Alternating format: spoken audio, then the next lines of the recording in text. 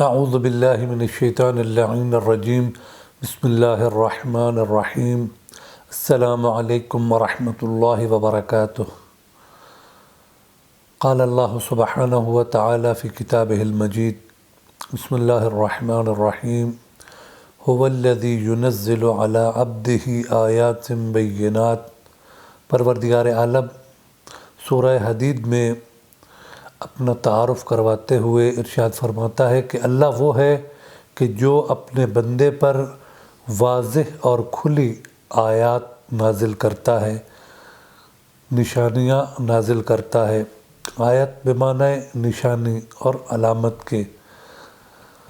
کہ پروردگار عالم اپنے بندے پر یہ آیات نازل کرتا ہے اور پھر اگلے ہی ٹکڑے میں پروردگار عالم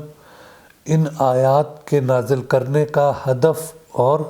مقصد بیان کرتا ہے، لِيُخْرِجَكُم مِّنَ الظُّلُمَاتِ إِلَى النُّورِ،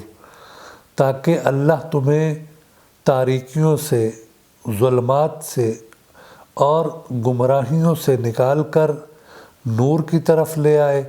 ہدایت کی طرف لے آئے اور روشنی کی طرف لے آئے۔ یہ اللہ کی آیات نازل کرنے کا ہدف اور مقصد ہے۔ اور اس آیہ کریمہ کا آخری جو ٹکڑا ہے کہ ان اللہ بکم لرؤوف رحیم، کہ بے شک اللہ نے جو یہ آیات واضح نشانیاں نازل کی ہیں تم پر تاکہ تمہیں گمراہیوں سے بچا کر ہدایت کی طرف لائے، تو یہ کام پروردگار عالم نے جو یہ کیا ہے، یہ اللہ کا تم پر بہت بڑا لطف اور مہربانی ہے۔ یہ اللہ کے رؤوف ہونے کی نشانی ہے اور اس کے رحیم ہونے کی نشانی ہے کہ پروردگار عالم انسان پر بہت زیادہ مہربان تھا، ورنہ پروردگار عالم انسان کو فقط عقل دے کر یہ فیصلہ اس پر چھوڑ سکتا تھا کہ وہ خود حق اور باطل کو پہچانے اور اس کی تمیز کرے، لیکن قرآن مجید نے پروردگار عالم نے حق اور باطل کو واضح الفاظ میں بیان بھی کر دیا تاکہ انسان کے لیے آسانی پیدا ہو حق کو پہچاننے اور اس پر عمل کرنے کی اور باطل کو پہچان کر اس سے بچنے کی۔ اب یہاں پر ہم دیکھتے ہیں کہ پروردگار عالم کی آیات کے نزول کا جو مقصد ہے وہ کیا ہے؟ ظلمات اور گمراہیوں سے بچانا ہے۔ اس کا مطلب یہ ہے کہ جو شخص اللہ کی ان آیات کی تلاوت نہیں کرے گا وہ کبھی بھی ظلمتوں سے، وہ کبھی بھی گمراہیوں سے، وہ کبھی بھی تاریکیوں سے روشنی کی طرف، ہدایت کی طرف نہیں آ سکتا، بلکہ وہی شخص ظلمتوں کو چھوڑ سکتا ہے کہ جو شخص پہلے پروردگار عالم کی اس نازل کردہ کتاب کی تلاوت کرے گا اور